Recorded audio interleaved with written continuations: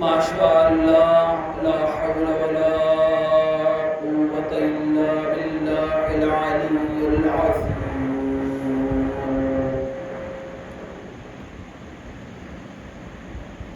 أعوذ بالله من الشيطان اللعين الرجيم. بسم الله الرحمن الرحيم.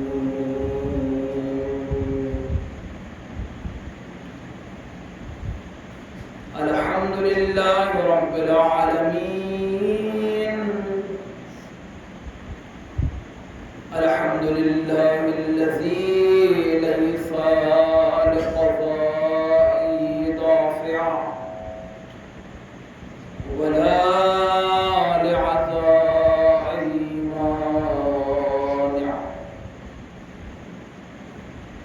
ولا كصنعه ثم صانع، وهو الجواد الواسع فقرى جناس البداء واتقنا بحكمته السدائع،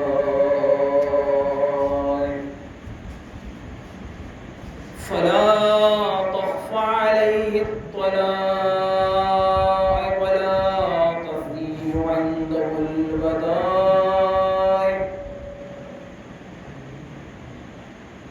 جازي كل صانع ورائش كل قانع وراحم كل ظالم، ومنزل المنافع والكتاب الجامع بالنور الساطع، وهو للدعوات صانع، وللقربات دافع وللدرجات رافع. ثم الصلاة والسلام والتحية والإكرام على رسوله الكريم الملقب بطه وياسين، العبد المعين والرسول المصدق مولانا بالقاسم محمد.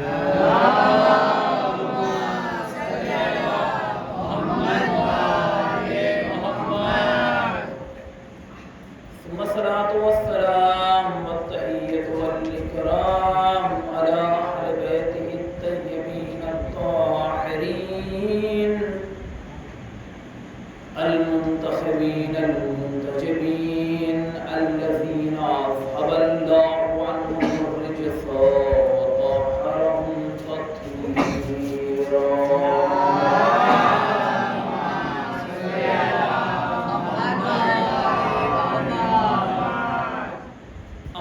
فقد قال رسول الله صلى الله عليه وآله وسلم: بسم الله الرحمن الرحيم. إن الحسين مصباح الهدى وسفينة النجاة.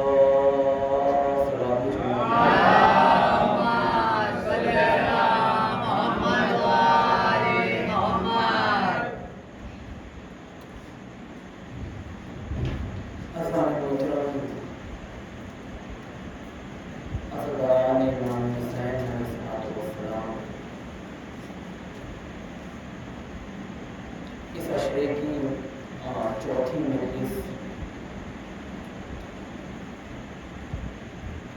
حدیث وہی ہے جو میں نے اس سے پہلے لی تھی اور آپ نے سنا تھا. ظاہراً ایک دو مرتبہ میں نے اس کا ترجمہ آپ کے سامنے پیش کیا. ضرورت نہیں ہے کہ پھر حدیث کا ترجمہ کیا جائے، لیکن چونکہ حدیث اور اس کے ترجمے میں ایک طرح کا ثواب ملتا ہے، اس لیے ضروری سمجھتا ہوں کہ جب حدیث پڑھوں تو اس کو ایک مرتبہ اردو میں بھی بیان کروں. ارشاد رسول اکرم ہوتا ہے: بے شک حسین ہدایت کے چراغ ہیں اور نجات کی کشتی. عزیزان محترم، میں نے مجلس جب پہلی بھی آپ کے سامنے خطاب کی تھی تب بھی یہی کہا تھا کہ یہ فرش عزا، یہ مجلس، یہ ماتم، یہ سینہ زنی، یہ تعزیہ، تابوت، ماتم، نواخوانی، پیش خوانی افسوس خانی اللہ کی طرف سے ایک بہت بڑی نعمت ہے۔ اور آپ کو یہ بھی پتا ہے عزیزان محترم کہ نعمت سب کے حق میں سب کو نصیب نہیں ہوتی۔ چھوٹی چھوٹی باتیں ہیں، ہمیں ان باتوں کو سوچنا بھی چاہیے اور سمجھنا بھی چاہیے۔ اور کوئی بہت بڑی چیز نہیں ہے عزیزان محترم، اگر آپ اپنی ہی زندگی میں غور کریے۔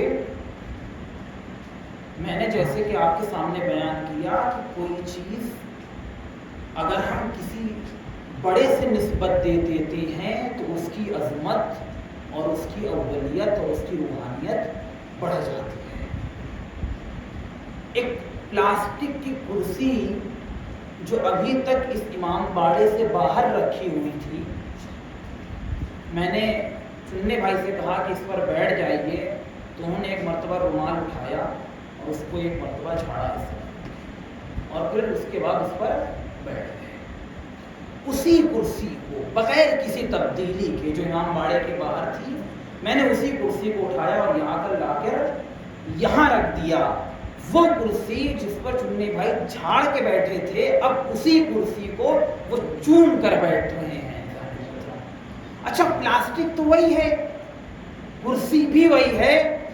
کوئی اگر آپ سے سوال کرے تو آپ کہیں گے یہاں پر کرسی یا پلاسٹک کی بات نہیں ہے، یہاں پر بات ہے نسبت کی۔ ہم نے اس کو نسبت دے دی حسین ابن علی سے۔ اب عزیزان محترم، جب ایک چھوٹی سی چیز آپ نے حسین کی طرف نسبت دے دی تو اس کی وقت اتنی زیادہ بڑھ جاتی ہے کہ جس کو آپ ابھی تک جھاڑ کے بیٹھ رہے تھے اس کو آپ چوم کر بیٹھ رہے ہیں۔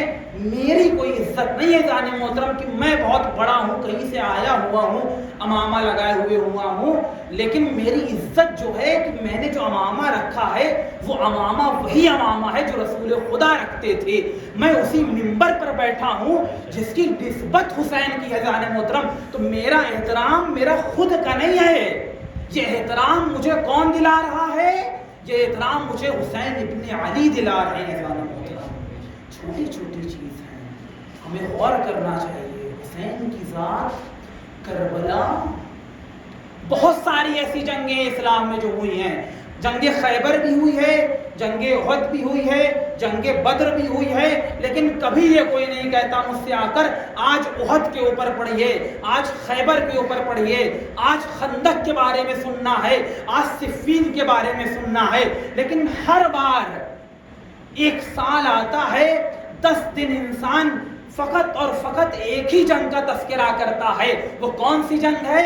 وہ کربلا کی جنگ ہے عزیزان محترم۔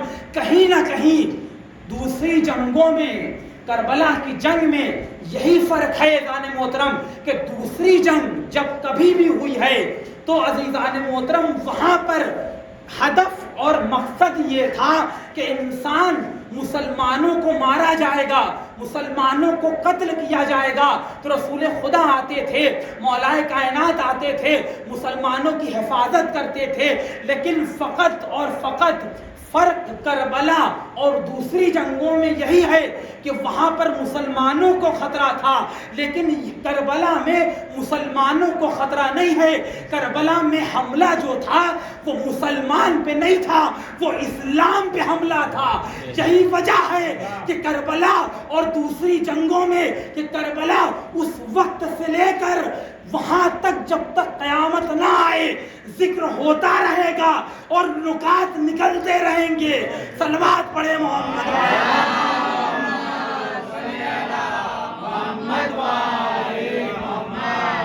دوسری جنگوں میں کربلا میں کیا فرق ہے؟ دوسری جنگوں پر مسلمانوں پہ حملہ ہو رہا تھا، کربلا پہ اسلام پہ حملہ ہو رہا ہے کہ نماز ختم کر دی جائے، نماز کو صفحہ ہستی سے مٹا دیا جائے۔ اسی لیے کربلا کو مثال دی جاتی ہے، کربلا ایسی ہی ہے جیسے قرآن۔ کبھی آپ نے سنا نماز صبح پڑھتے ہیں، نماز مغربین پڑھتے ہیں، نماز ظہرین پڑھتے ہیں، ہر نماز میں آپ ایک ہی سورہ بار بار بسم اللہ الرحمن الرحیم الحمدللہ رب العالمین آپ ایک ہی سورہ پڑھ رہے ہیں, کبھی پیچھے سے کوئی آیا اور کہہ دے کہ ماں صاحب اس سورے سے میرا دل بھر گیا. دیکھیے میں بہت ظریف نقطے پر آپ کو لے جانا چاہتا ہوں. کبھی مولوی سے کسی نے یہ کہا میں دن میں کتنی بار آپ سورہ حمد پڑھ رہے ہیں, آپ کاؤنٹ کر لیجئے. بھائی صبح میں 2 رکعت 2 بار آپ پڑھتے ہیں, ظہرین میں 2 بار پڑھتے ہیں, عصر میں 2 بار پڑھتے ہیں, مغربین میں 2 بار, عشاء میں 2 بار. کتنی مرتبہ ہو گیا؟ 10 بار.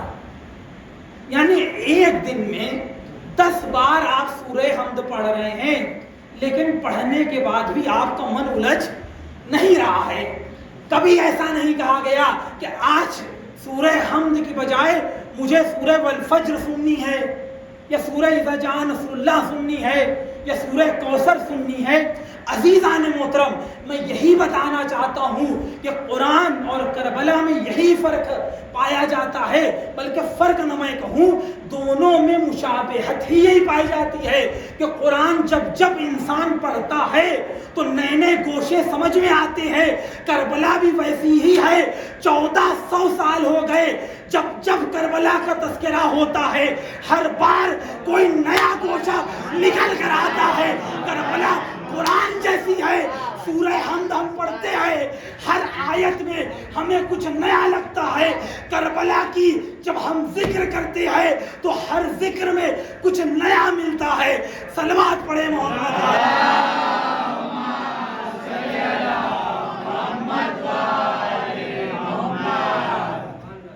کربلا قرآن ایک ہی چیز ہے. اچھا کیوں ایسا کہہ دیا گیا کہ اب توریت آئی باطل ہو گئی, زبور آئی باطل ہو گئی, انجیل آئی باطل ہو گئی, آج اس کا کوئی ذکر آپ کے سامنے نہیں. قرآن واحد ایک ایسی کتاب ہے ذہن محترم جو آئی تو لیکن باطل نہیں ہوئی, قیامت تک رہنے والی چیز ہے. کبھی سوچا آپ نے کہ ایسا کیوں کہا جاتا ہے کہ قرآن قیامت تک ہے؟ بھائی ہم ابھی ہیں, ہم کل نہیں ہیں. آگے دوسری جنریشن آئے گی, دوسرے لوگ آئیں گے, وہ قرآن کو پڑھیں گے, قرآن کے ترجمے کو دیکھیں گے, قرآن کی تفسیر کو دیکھیں گے. لیکن عزیزان محترم, قرآن قیامت تک اس لیے ہے کہ قرآن میں جب جب انسان آتا ہے, جب جب قرآن پڑھتا ہے تو بار بار اس کو یہ محسوس ہوتا ہے کہ میں کوئی نئی چیز لے کر اٹھ رہا ہوں, کوئی نیا درس ہے جو ہمیں قرآن دے رہا ہے. یعنی ایک طرح کی تازگی عزیزان محترم قرآن بخشتا ہے. وہی میں نے آپ کو بتایا, قرآن کربلا جیسی ہے. کربلا کیا کرتی ہے؟ کچھ نہیں کر رہی ہے. کربلا بار بار آپ کو درس دے رہی ہے. مجلس آپ کو بار بار درس دے رہی ہے. مجلس امام حسین کر تو لیتے ہیں, لیکن اپنے کبھی آپ نے غور کیا چھوٹی چھوٹی باتوں پر ہم کیا کہتے ہیں؟ اس سے پہلے سکتی بھائی کی مجلس ہوئی, منا بھائی کی ہوں, اور اس کے بعد منظر بھائی کی ہوں گی. جی مجلس آپ سوچا ہے آپ نے یہ منظر بھائی کی مجلس ہے, یہ چننے بھائی کی مجلس ہے؟ جو آپ کہہ رہے ہیں منظر بھائی کی, یہ چننے بھائی کی مجلس, کبھی آپ نے سوچا یہ ان کی مجلس ہے کہ ان کے یہاں مجلس ہونے جا رہی ہے؟ آپ کیا کہیے گا؟ ان کے یہاں ہونے جا رہی ہے. ہمیں بدلنا ہوگا عزیزان محترم, ہمیں اپنی فکر کو چینج کرنا ہوگا, اپنے دماغ کو چینج کرنا ہوگا. مجلس کسی کی نہیں ہوتی ہے, مجلس صرف ایک سب سے بڑی ذات ہے, وہ مجلس صرف اسی کی ہے. بس صرف اور صرف جگہ بدلتی ہے, شخصیت بدلتی نہیں ہے عزیزان محترم. مجلس آپ یہ کہیے مجلس ہے امام حسین کی, جو کہاں ہونے جا رہی ہے؟ ہمارے ناصر بھائی کیا ہونے جا رہی ہے.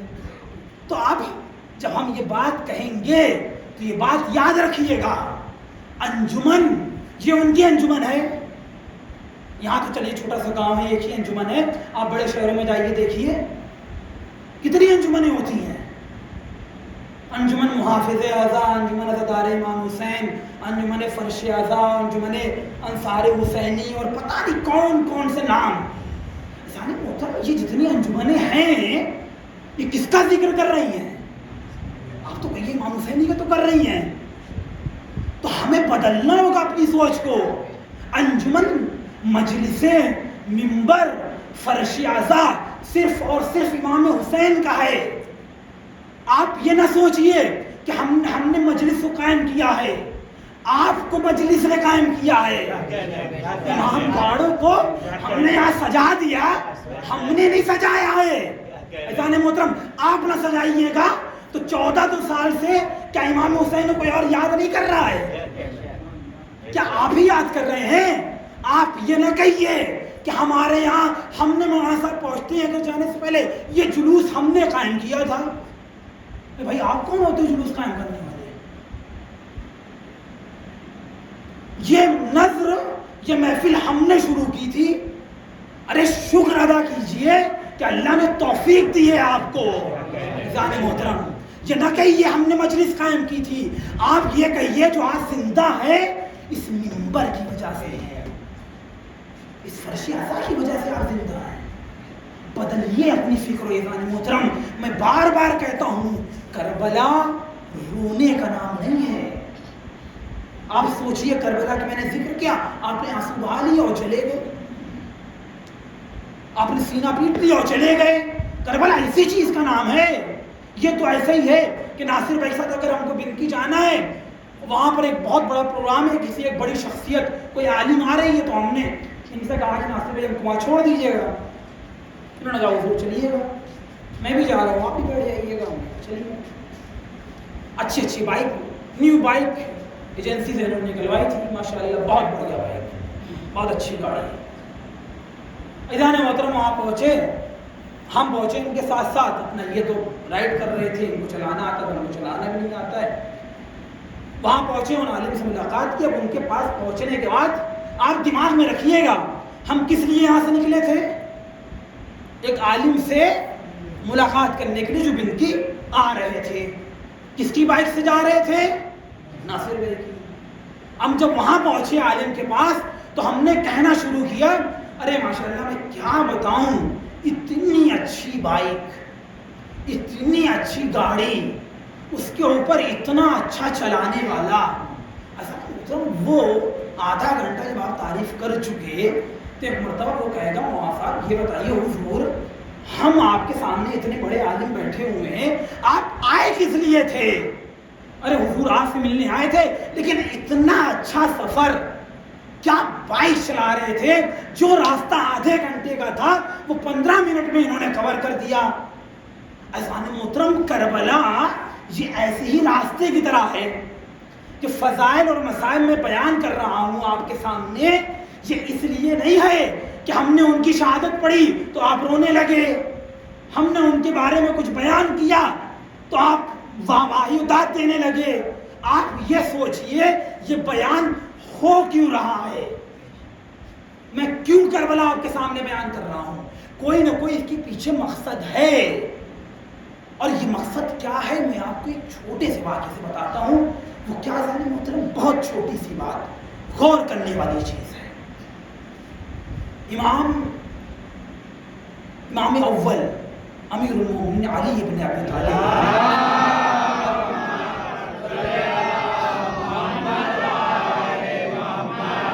بہت بڑا چاہنے والا، مولا کا ماننے والا، بہت بڑا چاہنے والا. ڈیلی غور کریے گا، آپ کو پتا ہے کم بولنا چاہیے، اچھا بولنا چاہیے. 2-3-4 سال سے آپ سن رہے، ٹو دا پوائنٹ بات سنائی جاتی ہے، مقصد بتانے کی پوری کوشش ہوتی ہے، اور ماشاءاللہ آپ لوگ سنتے بھی اتنا ہی اچھا ہے. بہت بڑا مولا کائنات کا چاہنے والا، بہت بڑا. ڈیلی شام کے وقت امیر المومنین کی درگاہ پر ذریعہ مقدس نجف کے آتا تھا زیارت کرنے. راستے میں ایک ناصبی ملتا تھا. ناصبی کسے کہتے ہیں؟ ناصبی کون ہوتا ہے؟ جو اہل بیت سے بہت سرسخت دشمنی رکھتا ہے. آپ یہ کہیے ایک طرح سے اہل بیت کا ایک بہت بڑا دشمن بیٹھا رہتا تھا. جیسے ہی اس کو دیکھتا تھا یہ جا ہی نہیں راستے میں, وہ کہتے تھے چل دیے, جیسے ہم لوگ کہتے نہیں بھائی محترم اپنی لینگویج میں گاؤں والے, چل دیے. اچھا گیلی کہیں نہ کہیں اس کے دل میں تھوڑا تو خیال تھا کہ ہمارے مولا اتنے بڑے چاہنے والا, میں اتنا بڑا ان کا ماننے والا, شکایت کروں.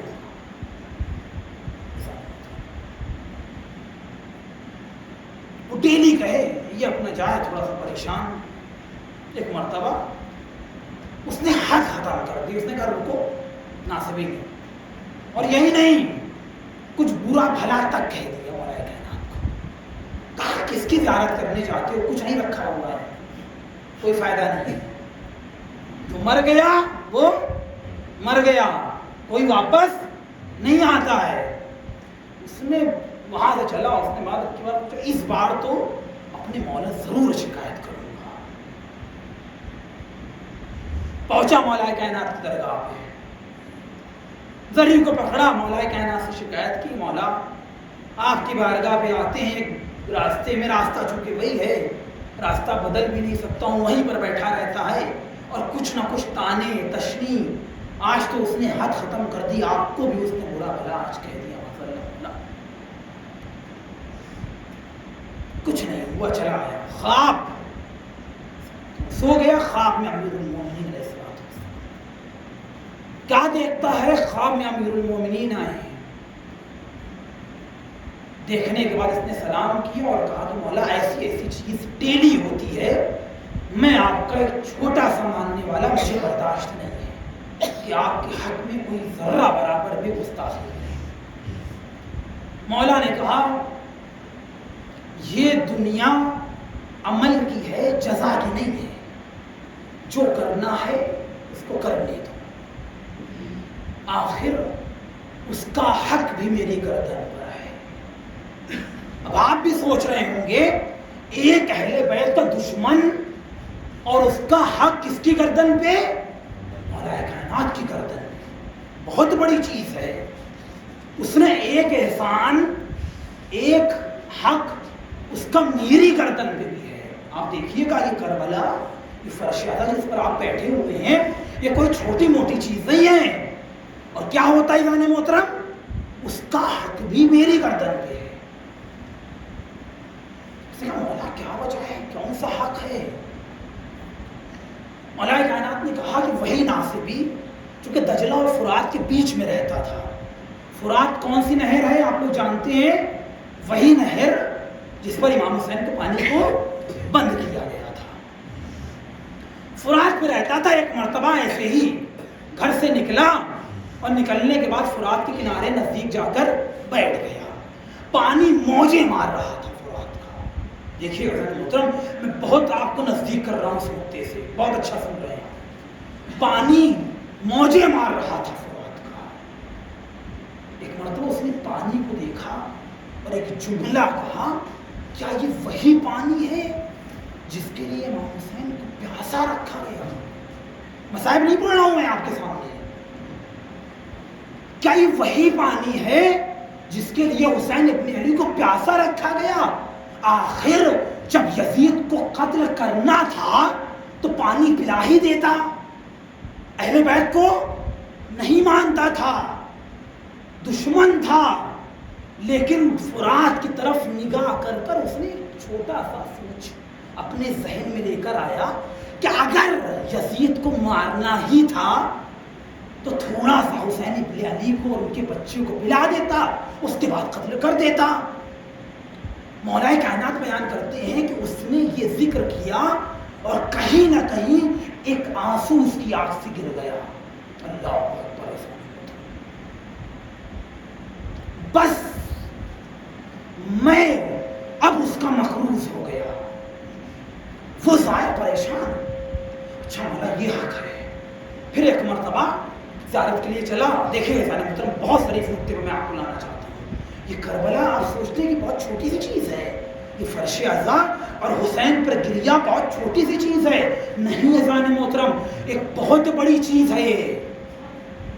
پہنچا مولا کائنات کی درگاہ میں, واپسی میں آنے لگا. ناصبی نے کہا کر دی شکایت, ہے شکایت؟ اس نے کہا شکایت بھی کر دی اور جواب بھی مل گیا۔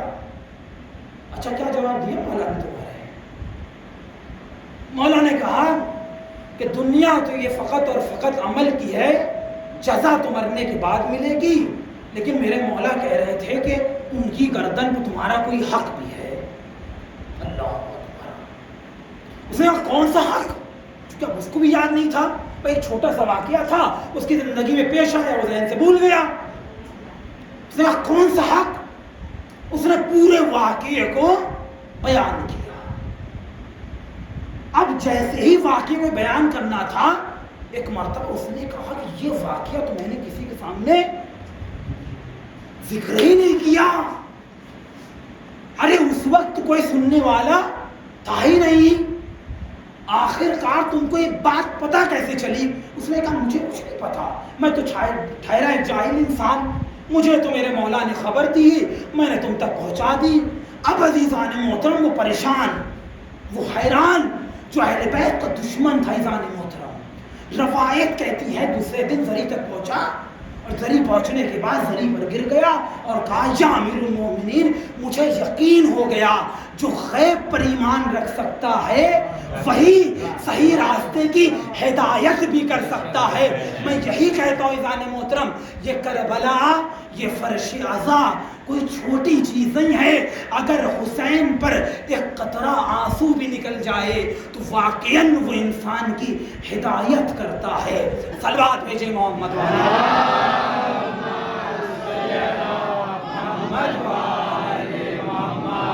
نے اپنے کلام کو تمام کیا۔ یہ واقعاً کربلا کا میدان ہے۔ آخر کار حسین بخشنے والے ہیں۔ میں بار بار لوگوں سے یہ کہتا ہوں، بار بار یہی کہتا ہوں، آپ امام حسین کو سنتے ہیں تو حسین معاف کر دینے والے ہیں، مولا کائنات معاف کر دینے والے ہیں، رسول خدا بخش دیں گے، معاف کر دیں گے۔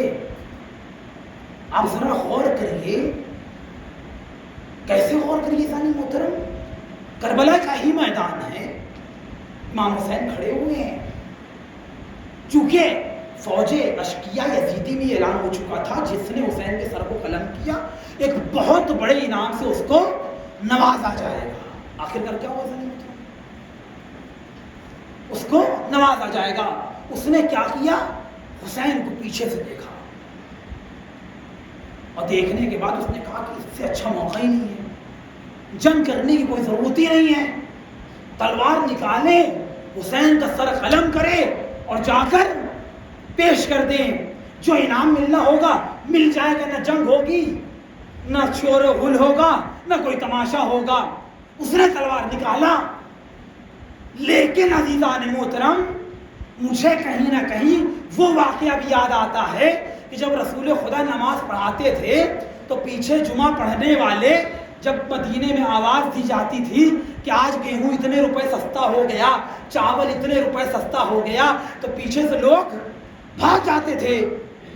تو پیچھے رسول خدا ملتے تھے تو کہتے تھے کہ تم تو نماز کی حالت میں تھے، آج مدینے میں کسی نے چاول اور گیہوں کے سستے ہونے کا اعلان کیا تو تم نے نماز کو توڑ دیا۔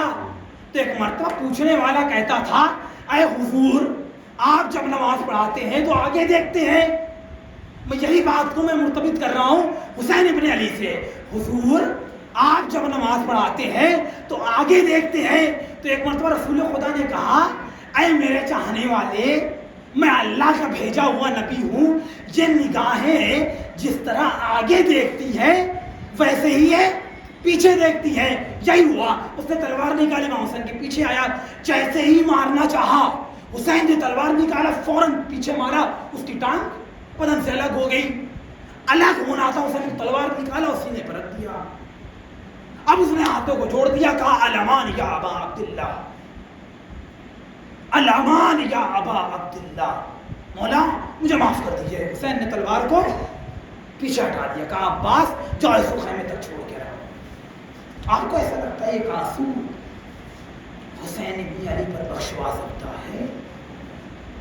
مارنے والا جو حسین کو قتل کرنے والا تھا، حسین سے ایک بار اس نے بولا الامان یا ابا عبداللہ، حسین نے معاف کر دیا۔ اب آپ سوچئے حسین بھی کسی نہ کسی کی مخلوق ہے، رسول خدا بھی کسی نہ کسی کی مخلوق ہے۔ جب حسین جیسا امام، رسول جیسا نبی معاف کر سکتا ہے ایک بار کہنے سے، تو جو ان سب کا خالق ہے اس سے اگر ایک بار آپ کہہ دیجئے استغفر اللہ ربی واتوب الیہ، تو کیسے نہ معاف کرے گا؟ جس حسین کی محبت اور مودت میں آج فرش اعضا پر آپ بیٹھتے ہیں، آپ ذرا غور کریے کہ اس حسین کو بھی کسی نے خلق کیا ہے۔ جب حسین کی ذات اتنی اعلیٰ، اتنی زیادہ عظمت رکھتی ہے، تو جو خالق ہوگا اس کی کیا عظمت ہوگی؟ صلوات بھیجیں محمد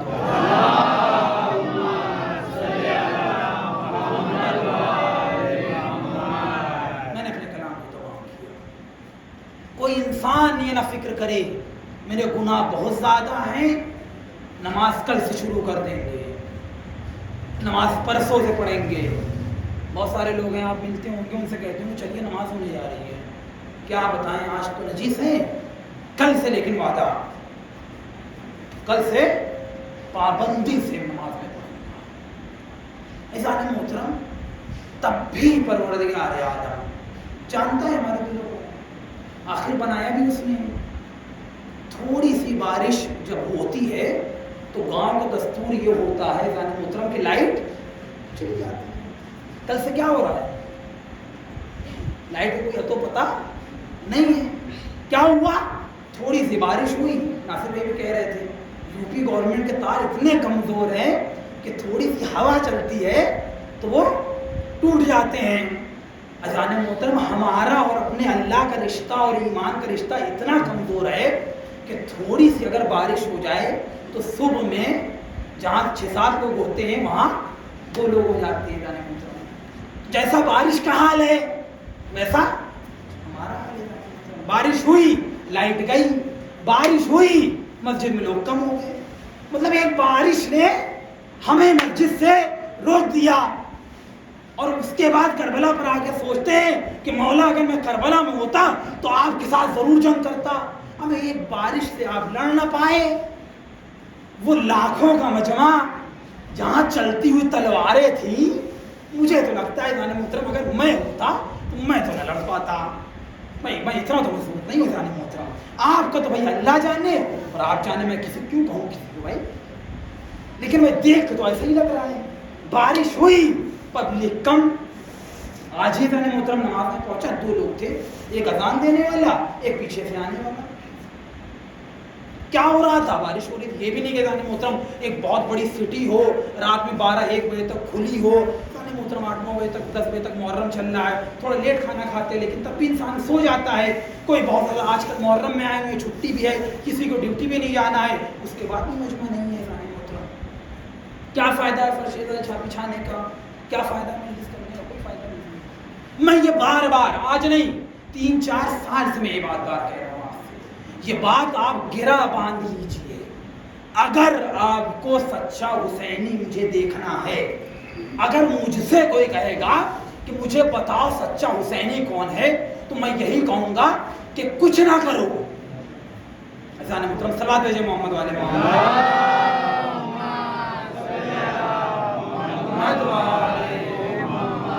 ایک مرتبہ اور درود بھیجے بابا سے۔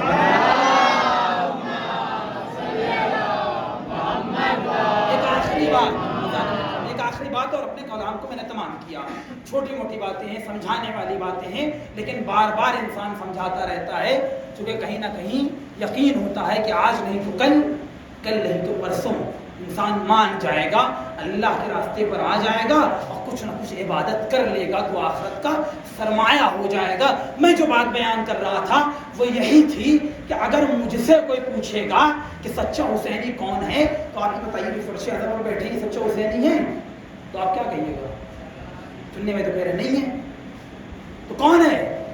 اگر واقعا مجھ سے کوئی پوچھے سچا حسینی کون ہے، تو میں یہ کہوں گا 4 بجے صبح الارم لگاؤ، موبائل میں اپنے گھڑی رکھی ہے گھر پہ، اس میں 4 بجے الارم لگاؤ اور کل 4 بجے مجھ سے یہ یہاں پر مسجد کے سامنے ملو، اور جو مجھے نماز پڑھتا دکھ گیا اس پر تم مہر لگا دینا کس چیز کی؟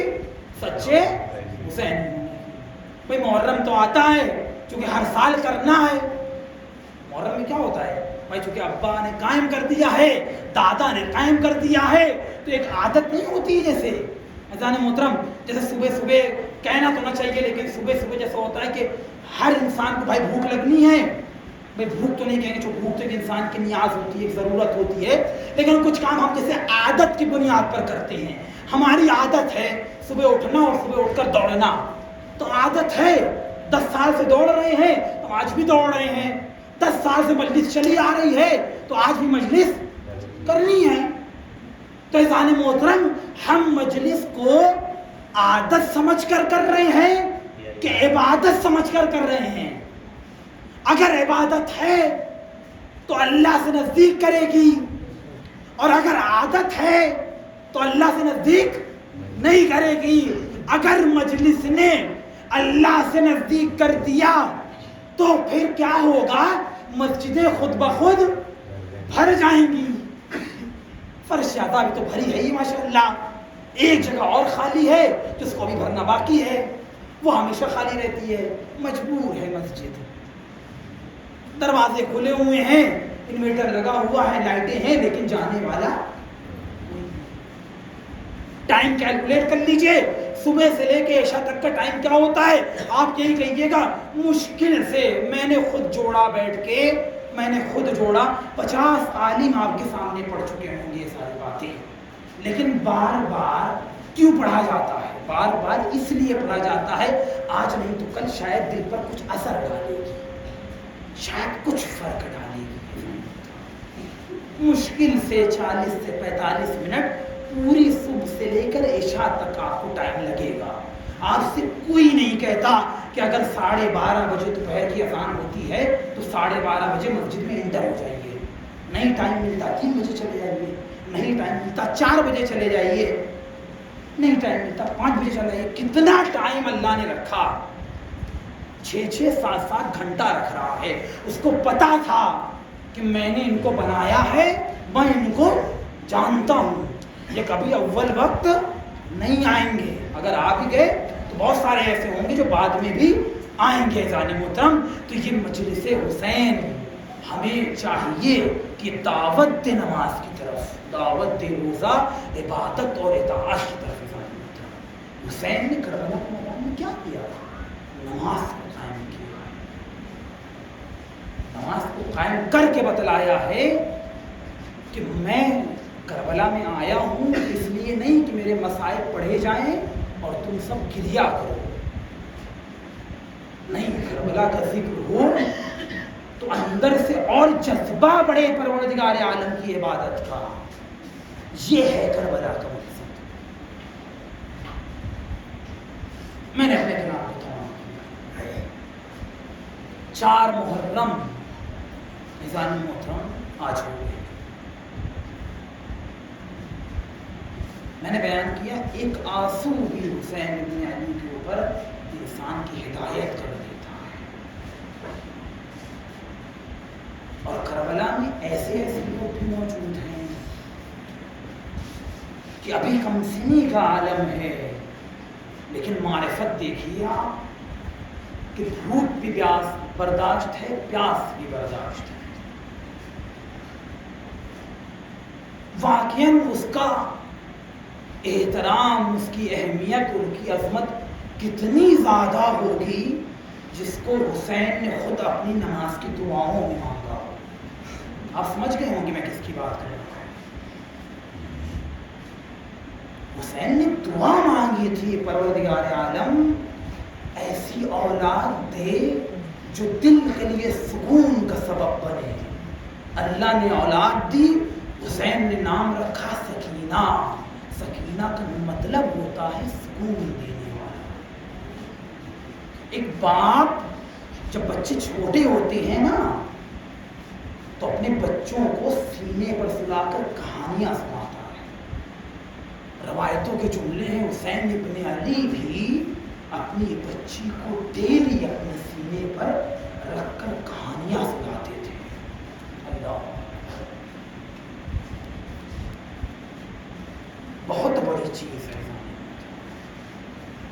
یہی کربلا کا میدان ہے. روایت بیان کرتی ہے جب حسین ابن علی کی شہادت ہو گئی ہے نا اور یہ قافلہ جانے لگا تو اس قافلے میں سارے موجود ہیں، آل محمد کے گھرانے والے موجود ہیں. روایت کہتی ہے چوتھے امام کہ جن کے گردن میں توق خاردار تھی. بہت بڑی بات میں پڑھ رہا ہوں ذہن محترم، شاید ایک جملہ اگر اس نے ایک آنسو بھی آپ کی آنکھوں سے نکال دیا تو مجلس کامیاب ہو گئی. ذہن محترم، روایت کہتی ہے توق خاردار تھی امام کی. بچی کی معرفت دیکھیے گا. امام ایک مرتبہ جب کربلا سے شام کی طرف پہنچے ہیں، ابھی شام نزدیک تھا کہ ایک مرتبہ توق کو الگ کیا، دیکھا یہاں پر ایک زخم ہو گیا ہے. ایک مرتبہ جناب سکینہ بابا کا سینہ نصیب نہیں تھا، دوڑتی دوڑتی آئی، اپنے بھیا کو گلے سے لگایا. امام نے کہا اے میری چھوٹی بہن سکینہ ذرا مجھ سے پیچھے ہٹ جاؤ، مجھے تکلیف ہوتی ہے. میں نے اپنے کلام کو تمام کیا ذہن محترم، مجھے تکلیف ہوتی ہے. اللہ اکبر. ایک مرتبہ جب پانی دیا گیا ہے نا، سکینہ نے پانی کو اپنے ہاتھوں میں لیا اور اس زنجیر پر گرانا شروع کیا. امام نے کہا اے میری بہن سکینہ یہ کیا کر رہی ہو؟ کہا بھیا ابھی آپ نے کہا تھا نا یہ زنجیر ہے جس سے مجھے تکلیف ہوتی ہے، میں اس پر پانی ڈال رہی ہوں تاکہ کچھ خشک ہو جائے، کچھ سرد ہو جائے. اللہ اکبر. بچی کی عصمت دیکھیے کربلا کے میدان میں آپ اپنے بابا کے سینے کو لیے روتی ہے. اللہ اکبر. ایوان محترم، روایت بیان کرتی ہے جب یہ قافلہ شام تک پہنچا ہے تو ایک مرتبہ بیوی آئی ہے. کوئی بیوی شام کے رہنے والی تھی. ایک مرتبہ سکینہ جیسی چھوٹی بچی کو جب یتیم کی حالت میں دیکھا ہے نا تو ایک مرتبہ کہتی ہے بیوی میں چاہتی ہوں کوئی سامان تم کو دوں، اور میں نے سنا ہے کہ یتیموں کی دعائیں بہت قبول ہوتی ہے، تو میرے حق میں ذرا دعا کرنا، میرا شوہر میرے گھر سے دور گیا ہوا ہے، وہ واپس آ جائے. اللہ اکبر. میں نے اس بیوی کے سامنے ہاتھ جوڑ دیا، اے میری بیوی تم کس سے دعا کے لیے کہہ رہی ہو؟ جس کا بابا مدینے سے نکلا لیکن گھر واپس نہ آیا. بیوی کہتی ہے نا ذرا میری دوسری دعا سنو، میرے چھوٹے چھوٹے بچے ہیں ان کے لیے دعا کر دو. میں جس طرح تم کو یتیم دیکھ رہی ہوں اپنے بچوں کو یتیم نہ دیکھوں. اللہ اکبر. ذہن محترم، روایت کہتی ہے یہی چھوٹی بچی ہے، شام کا زندان ہے، اپنے بابا کو یاد کر کے روتی ہے. ایک مرتبہ شب کا منظر ہے، سکینہ نے اپنے بابا کو یاد کیا. یزید نے کہا یہ شور و غل کیسا ہے؟ یہ خبر پہنچائی گئی ایک 4 سالہ بچی ہے اپنے بابا کو یاد کر کے گریا کرتی ہے. اللہ اکبر. ایک مرتبہ یزیدی فوج نے حکم دیا بچی آخرکار کیوں رو رہی ہے؟ کہا اپنے بابا کا سر مانگتی ہے. کہہ رہی ہے ایک مرتبہ بابا کے رخسار کے اوپر اپنے رخسار کو رکھ کر گریا کرنا ہے. اللہ اکبر. ایک تشت میں سر حسین لایا گیا، ابھی سر بیوی کو نہ دیا گیا. ایک مرتبہ چادر ہٹائی گئی، جناب سکینہ نے آواز بلند کی اے میرے بابا میری آغوش میں آ جا. سر بلند ہوا، سکینہ کی آغوش میں آیا. ایک مرتبہ سکینہ نے شکایت کرنا شروع کی اے میرے بابا آپ کیا جانے، آپ کے جانے کے بعد میرے تازیانے لگائے گئے، میرے گوشوارے چھینے گئے. میں نے اپنے کلام کو تمام کیا. اللہ اکبر. روایت کہتی ہے کہ سر کو آغوش میں لیا ہے، اذان محترم برداشت نہ کر پائیے گا، روایت کہتی ہے ایک مرتبہ سر کو اپنے آغوش میں لیا ہے اور گریہ کرنا شروع کیا ہے، اے میرے بابا اب مجھے اس دنیا میں نہیں رہنا ہے۔ اللہ اکبر، یہی سننا تھا، بی بی کو غشایا، چوتھے امام بلند ہوئے، ایک مرتبہ کا انا للہ و انا الیہ راجعون، اللہ اکبر، بی بی میں ماتم بلند ہوا ہے۔ روایت کے جملے ہیں فوج شیعہ کی طرف سے ایک غسالہ بھیجی گئی ہے، ایک آخری روایت اور آپ کی زحمت تمام اذان محترم، روایت کے جملے ہیں ایک غسالہ آئی ہے جناب سکینہ کو غسل دینے کے لیے، روایت کہتی ہے جناب زینب بھی موجود ہے، چوتھے امام بھی موجود ہے، غسالہ ایک مرتبہ سکینہ کو غسل دینے کی کوشش کرتی ہے، اللہ اکبر، غسل دینے سے پہلے جب کپڑے کو بدن سے الگ کرنا چاہتی ہے، روایت کے جملے ہیں کپڑے سے بدن کے کھال بھی الگ ہونا شروع ہو گئے۔ غسالہ نے ایک مرتبہ زینب کی طرف رخ کیا، بی بی یہ بتاؤ اس بچی کو کیا بیماری تھی؟ ایک مرتبہ زینب نے گریہ کیا، بیماری کچھ نہ تھی، بس کربلا سے شام تک اتنے تازیانے مارے۔